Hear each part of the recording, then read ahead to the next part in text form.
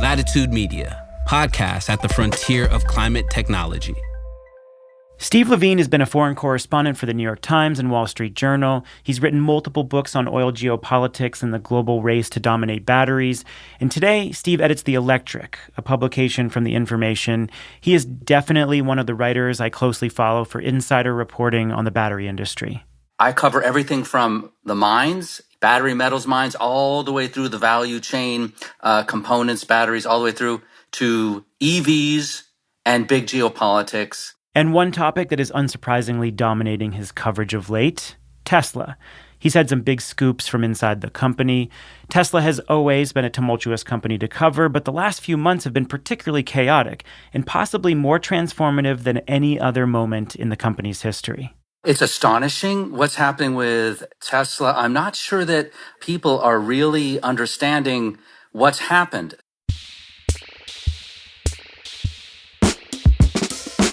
The origin of Tesla was rooted in a couple things. Drive down the cost of EVs to eventually make an affordable family car, and do it to electrify transportation as quickly as possible to drive down emissions that are warming the planet. I think it's really important that people demonstrate to governments around the world that they care about climate change. Elon started out in the 2000s, like 2003, 2005, 2006, with this very idealistic idea, his ethos. I'm going to electrify all of the cars on the earth, and through that, I'm going to help resolve climate change. Basically, everyone who doesn't have a vested interest or isn't crazy, thinks this is a real serious issue.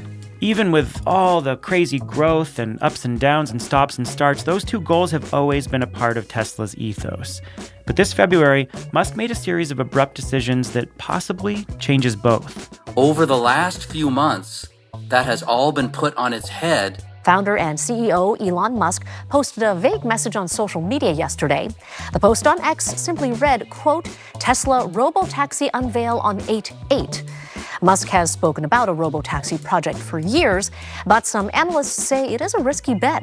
He's decided, I'm not a car company, I'm an AI and robotics company, and I'm about creating a $10 trillion company that is based on first robotaxi, but then these humanoid robots. And he canceled, the family car, the affordable car, the one that was going to sell in the millions every year and really take Tesla cars from being more or less niche, right, for first movers, tech first movers, into the mainstream. He canceled that.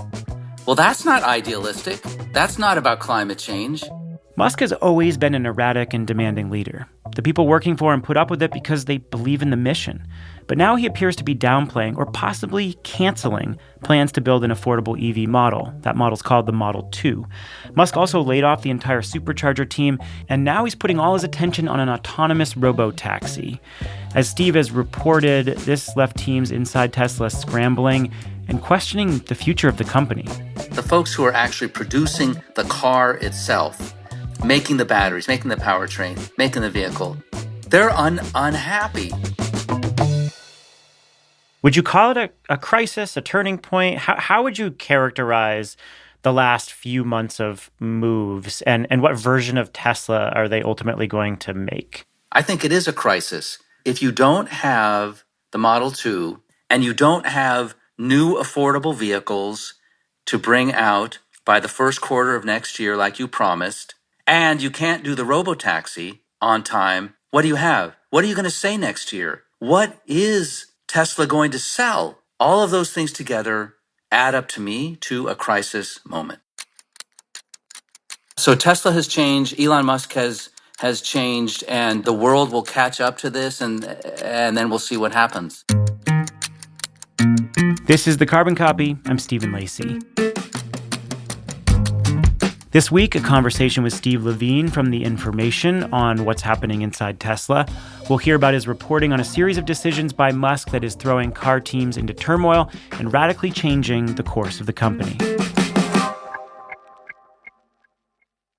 America's green banks are preparing to unleash a wave of capital for clean energy. The Greenhouse Gas Reduction Fund invests a historic $27 billion in projects nationwide. This could mobilize up to $150 billion of private capital for solar, storage, efficiency, and electrification in underserved communities.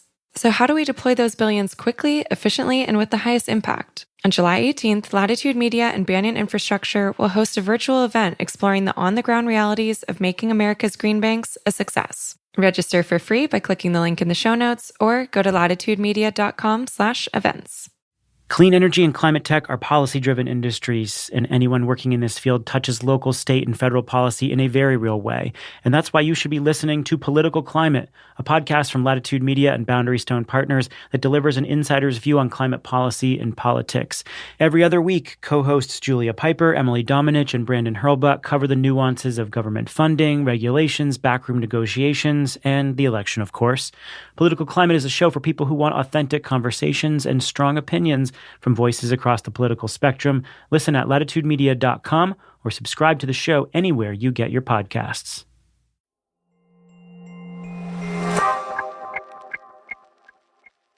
If there's any starting point for the current Tesla turmoil, it might be February 28th when Elon posted, "Tonight, we radically increased the design goals for the new Tesla Roadster." And he said the car would hit 0 to 60 in less than a second. When he said we, he really meant I, didn't he? What happened? He decided, so that week, it's the week of February 26th. He, ever since he bought Twitter, has kind of stepped away from his other companies, including Tesla. But every now and then, he would step back into Tesla, into his other companies, and this was one of those weeks. And among the things he did, among the meetings that he had that week was with his Roadster crew, his Roadster team. And he decided himself, without telling anyone else, that it's going to go twice as fast as I said before. So instead of going from 0 to 60 in 1.9 seconds, which is very fast, like, think in your mind how long. Okay, that was about 2 seconds, like that pause that I just did, right? That's going from 0 to 60. He decided we're going to get there twice as fast. And so he tweets that. He said, "Tonight we decided." So he sent this late at night. But his crew, the people actually working who would carry this out, learned of this on Twitter. And so what does that mean for the engineering teams who are deep in this? What kind of scramble does this set off inside Tesla? It means that, so the Roadster, remember, was the first car that Tesla produced in 2008, and he had been promising a reboot of the Roadster for years, and now he's going to do it. Now he says, okay, now I'm going to do it. It's going to come out in 2026, and this means that the body crew, the battery crew, the electric motor, the whole powertrain, everyone has to be aligned in terms of the specs that he establishes for that vehicle, in this case, the Roadster. Now, if you're going twice as fast, that means that within the battery, when you accelerate, that means that the lithium ions, the lithium that's in the battery, is traveling from the anode to the cathode twice as fast, right? That means when you push down the accelerator, what that means is that the lithium is moving from one electrode to the other. Now you're saying, well, we want those electrons to move twice as fast, and it's not. You can't just say that, right? You have to set up the electrochemistry so that can happen without the lithium really getting gummed up in the anode or in the cathode or getting lost in the electrolyte. And when you move like that, you create heat. You can't have the battery overheat. Lithium is a highly volatile, a highly flammable metal, and you have to. One of the big challenges in electric cars is keeping it cool, keeping it under control. And so the two things that come to mind is that, one, You have to make sure that the acceleration, that the electrochemistry is going to go as Elon dictated in his new orders, and that you don't end up in a dangerous situation where one cell catches on fire, and then you get a runaway situation. The whole battery can become engulfed in flames. Obviously, you want to avoid that. So that would be a big deal if that were the only thing that had happened that week. But that same week, Elon made an impulsive decision that would set Tesla on this radically different path from what investors had previously expected, one that would steer the company away from the more affordable model, the Model 2, to focusing on autonomous vehicle fleets, the robotaxis. You've reported extensively on this, and your recent story uncovers what happened inside the company. How did that play out? Right. So there had been a report that week, that consequential week, the last week of February, Elon had canceled the Model 2. But it turned out, I started looking into that, and it turned out that Musk had this series of meetings where he made a number of decisions. And so we don't know the order of the meetings that took place, but we know the meetings that happened. So one meeting, he saw the Model 2, the latest version of the Model 2, which was on track to go into mass production next year. He saw the robotaxi, where it is at right now, which is in the design studio, just at the very first stages of being developed, and he saw the Roadster. When he saw the robotaxi, he was so bowled over by whatever it was he saw in it, right, that he remarked to his team, "Wow, this looks great. Let's just do this." He scrapped the Model 2 on the spot, and he said, "Let's do the robotaxi. We're doing the robotaxi first." This is wild. It is not what a lot of people expected, and it's wild because of what it does to the teams inside Tesla. There's some design crossover between the Model 2 and the robotaxi, which you write about in your recent story, but they're very different cars.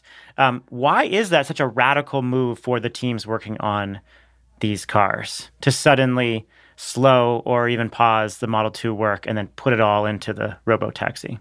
One thing to know is that a lot of people who work at Tesla are there because they believe in sustainability.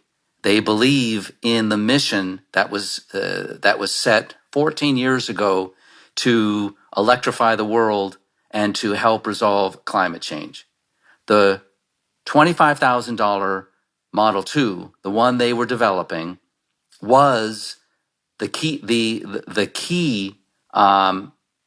to doing that, to getting there, right? But that was going to be the 10 million cars a year by 2030 of those vehicles were going to be sold, and that was how they were going to get there. When you cancel the Model 2, you're messing with those people. That's the reason why they're at the company. But let's say that you're in it, that you say, okay, well, okay, Elon wants to do it this way, so let's do it that way. So you've been spending all of your time engineering that Model 2, getting the battery, getting the powertrain, getting the vehicle ready for mass production next year. And that's no small thing, right? Because you're taking cars, right? The Model 3, the Model Y, these cost in the mid 30s and into the 40s when you're adding other features to them, and suddenly you're saying, we want a car that's 40 or 50% less. So you have to do all kinds of things, especially to the battery, to get there. All of that work is put on the scrap heap. All that work that they did, they have done almost no work on the robotaxi. So suddenly he not only wants the robotaxi, but he wants it at the same time that the Model 2 would have come out, which is the second half of next year. And so, very, very quickly, it's not so much the powertrain. So the battery and the electric motor, all of that was going to be approximately the same. This is what I was told.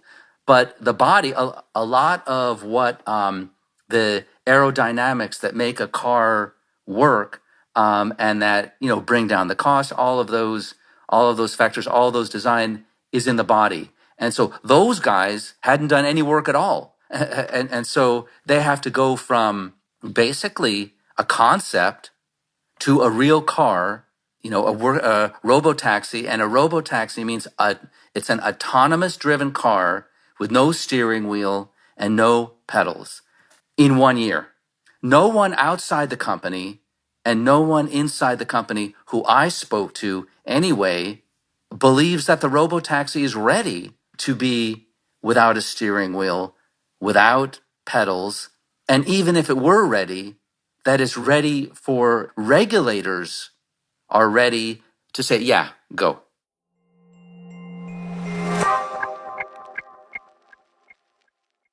On July 18th, join Latitude Media and Banyan Infrastructure as we take a deep dive into the next phase of deploying the $27 billion Greenhouse Gas Reduction Fund. We'll provide practical insights for the state agencies and local lenders at the front lines of dispensing these funds. Where are the bottlenecks? How do we balance speed with transparency? And can America's green banks live up to the expectations of both local communities and Wall Street? Latitude Media's Stephen Lacey, Banyan co-founder Amanda Lee, and Clean Energy Fund of Texas EVP Billy Briscoe will answer these questions and more on July 18th at 1 p.m. Eastern. This is a must-attend for project developers and financiers. Register for free at latitudemedia.com/events or click the link in the show notes. I'm Julia Piper. I'm Brandon Hurlbut. And I'm Emily Domenech. A little over a year ago, Political Climate took a break so we could focus on the groundwork of implementing America's biggest ever climate bill, the Inflation Reduction Act. I'm excited to say, Political Climate is back. And I'll be joined by my two co-hosts to riff on the top political stories and insider scoops, from state houses to the halls of Congress to regulatory agencies and even international climate talks. We'll explain how those developments are driving industry decisions today. Political Climate is a show for people who want authentic conversations. And to learn about how energy and climate policy is shaped within both political parties, from the people who have actually helped shape it. So join me, Brandon, and Emily every other week, starting in April, for fresh episodes of Political Climate. Subscribe to the show wherever you listen to podcasts.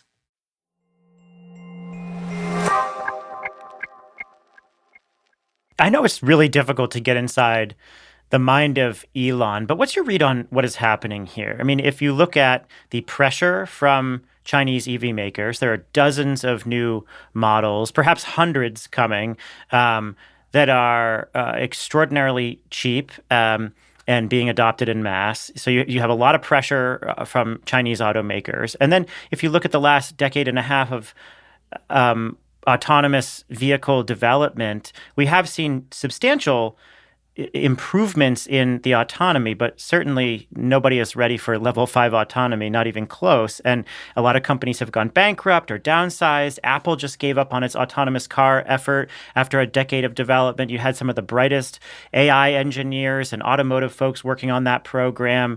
Tesla itself is under federal investigation for securities and wire fraud for claims around its own self-driving system. Why is Musk running so hard into autonomy? What's your read? We can reference, in terms of getting into his mind, the best thing is Walter Isaacson's book, because he sat with Musk for 2 years, fly on the wall, and that's priceless. Musk, beyond what he said originally 14 years ago, what he said on Battery Day, what he said last year, and in the shareholders meeting, and in all of those places, he was very enthusiastic about the Model 2, and it's going to blow your mind. You've never seen a car like this, and so on. The way he can talk. He blew hot and cold on. In fact, internally, he blew hot and cold. He was not excited about this car. He told Walter, "This isn't the most exciting thing that we're doing." I think there's some of that. Number two, there's a question in my mind about whether he thought that this was really going to be a Tesla, right? So in his mind, what is a Tesla? And he's looking at the Model 2 mock-up that his design crew had put together. And, in his mind, was it a Tesla? And three, and if it was a Tesla, would it hit the margins, the profit margin? Could it really be made at $25,000 with a healthy profit margin? And this is something that changed in him over the years. He didn't really talk about. I mean, he did in his revenue meetings. I'm talking about profit margin and so on. He did talk about that, but he didn't make it like that was the core ethos of the company, right? I'm going to be a super valuable company. I'm going to make a lot of money. But recently that changed. So he told Walter Isaacson, he's talking about the robotaxi. This is the car that's going to turn us into a $10 trillion company. Now, why do you say that? Why is that on your mind? I want to be a $10 trillion company. Was that something he said in his master plan number 1 in 2006? Master plan number 2, 2016, or his most recent one last year? No, he didn't say that. And so something shifted in his mind. Somehow I have to be a valuable company. Somehow in his mind, if I'm Elon Musk, one of the richest guys in the world, I've got this space company, I'm going to land on Mars, all of these things, right? I also have to have this company that's, super valuable and making this margins. That's part of the decision too, because when he's describing we're an AI company, we're a robotics company. If you think we're a car company, do not invest in us. He said this recently. He said this over the last month, and so if you've got all these things on your mind, then maybe you do jump and say, we're gonna figure this out. We're gonna be an AI company. We're gonna do the taxi. I personally think it's not rational, right? I think that you go ahead with the Model 2 if you want to make the robo-taxi. You're doing that in parallel with that. You're investing $10 billion a year. That's what he's investing in Dojo, the chip, and Optimus, the humanoid robot, and Robotaxi. And he says if you're serious about AI, about winning, you have to spend that amount of money per year. And if you're not spending that amount of money, you're not in the game. You're gonna lose. I think it's not rational. Wall Street has told him it's not rational. And he's backpedaled, right? After Wall Street, and when I say Wall Street, I mean that the numerous analysts wrote reports saying we don't believe that Musk really canceled the Model 2 because that would be insane, right? They didn't use the word insane, but they use synonyms for that. Further making everyone dizzy, there was another move that caused confusion in the electric vehicle market. In mid-April, Musk announces major layoffs across the company because of lagging sales. A senior leader wrote an email to the supercharger team at that time saying Musk believed their work was critical, which you reported on. And then 2 weeks later, that supercharger team was gone. Leadership was scrapped. The whole team was fired. Why was that such a head-scratching move? This is the supercharger team, especially. Those are the crown jewels of Tesla. People are not going to buy an electric car, ordinary. I mean, mainstream. You and me, right? We're not going to buy one unless we think we can charge it up when we want and fast. Musk, from the beginning, understood that and built ahead of demand this global supercharger network across the United States and across the world. These places that not only charge fast, not only were convenient, but were pleasant to go to. Right? You wanted to go charge. I have friends, right, who go charge their car and sit in the back seat and play video games. This is fun, right? And now Musk is saying, well, actually, we're not going to build them at the rate we were, and I'm firing the entire team in charge, 500 people, and the person in charge of that team. I'm firing all of them. It's not just head scratching, it's mystifying. You get rid of the team responsible for your most valuable asset, and you put all the bets of your company, you bet the company on a technology that isn't anywhere near ready for the market. All of these things together, they're not rational. They are not rational.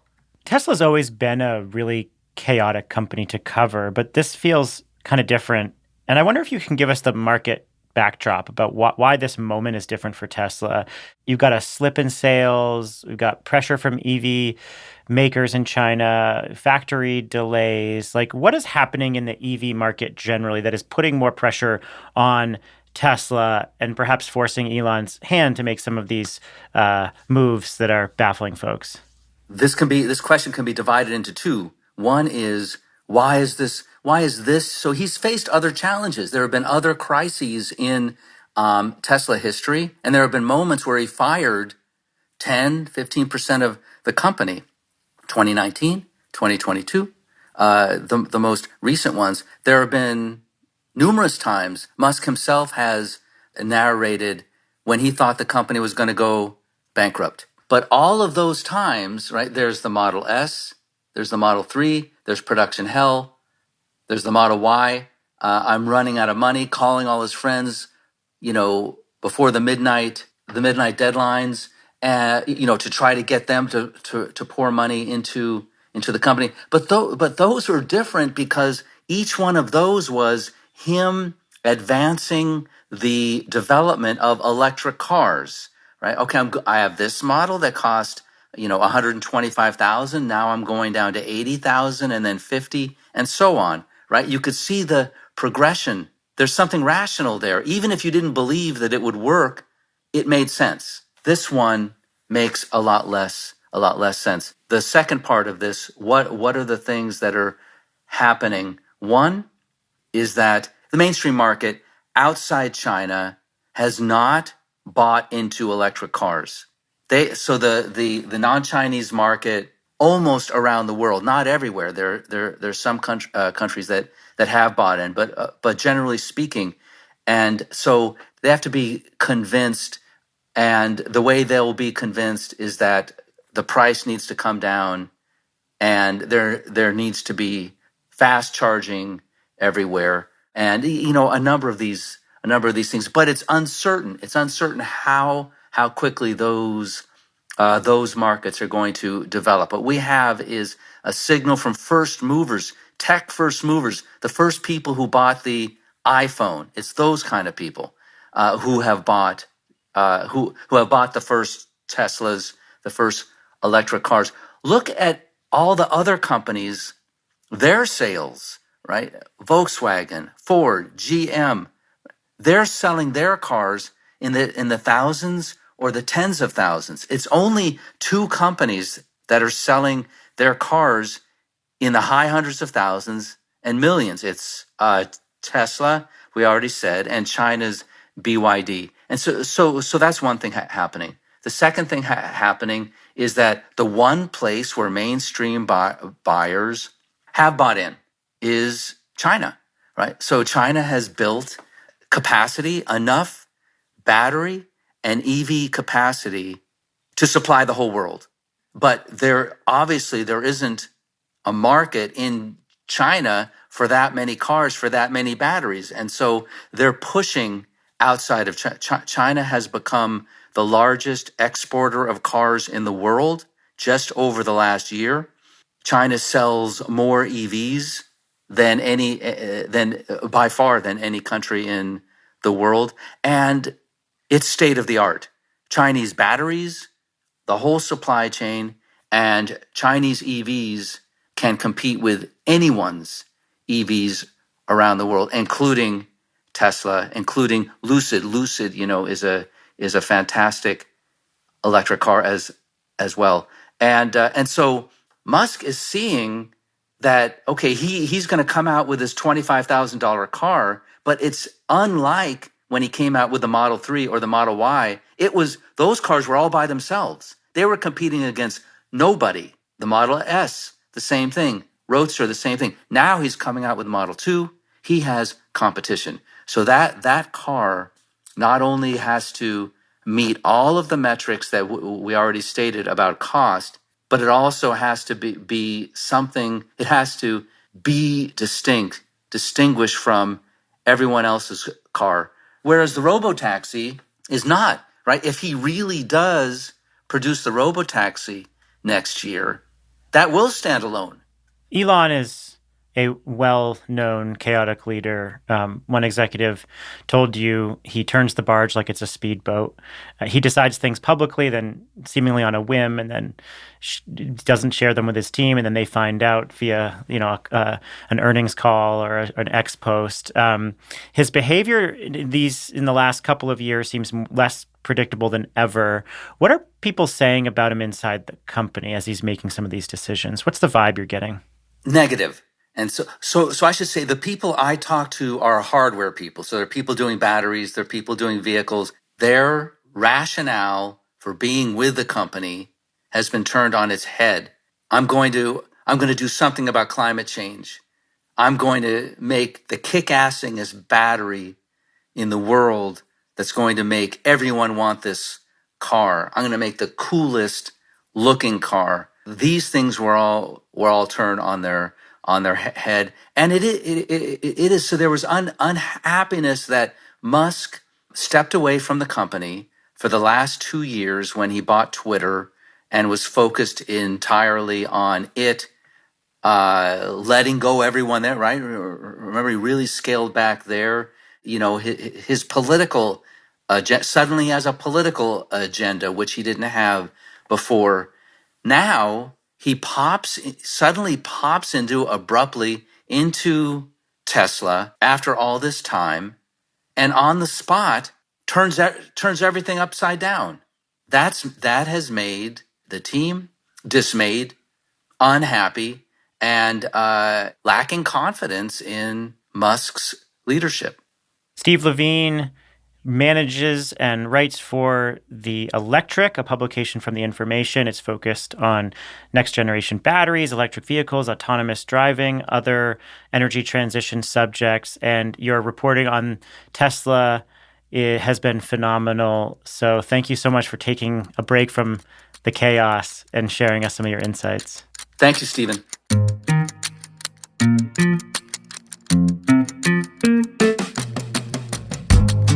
And that's going to do it for the show. If you want to check out Steve's reporting on Tesla, we'll have a link in the show notes. And The Carbon Copy is produced and written by me, Stephen Lacey. Sean Marquand is our technical director. He also wrote our theme song. If you want to get other industry news on the companies and trends in the battery industry and beyond, go to latitudemedia.com and you can sign up for our newsletter there. We also have some events coming up that you should definitely check out. They're both remote events, so it's easy for you to attend. On May 30th at 1 p.m. Eastern, we are going to be collaborating with Origami Solar to unveil some new research on how recycled steel can help reinvigorate the U.S. solar industry. By switching from aluminum to recycled steel, solar producers can actually reduce greenhouse gas emissions, qualify for IRA domestic content incentives, and help blunt supply disruptions. So if you've got questions on the shift to steel, come attend at May 30th at 1 p.m. Eastern. You can register at latitudemedia.com/events. We're also holding one. I'm hosting this one as well. It's on June 13th at noon Eastern. It is with Ahmad Farouki, Scott Engstrom of GridX, and we're looking at rate design, modern rate design, how it can make or break the energy transition. Fascinating topic as we look beyond solar net metering, how to compensate batteries, how to make demand response programs better, electric vehicle charging. There's a lot of new stuff happening in the market that's really critical for rate design. Again, that's June 13th at noon Eastern. Both of those are free events. And catch us next week here on The Carbon Copy. I'm Stephen Lacey. Thank you so much for listening.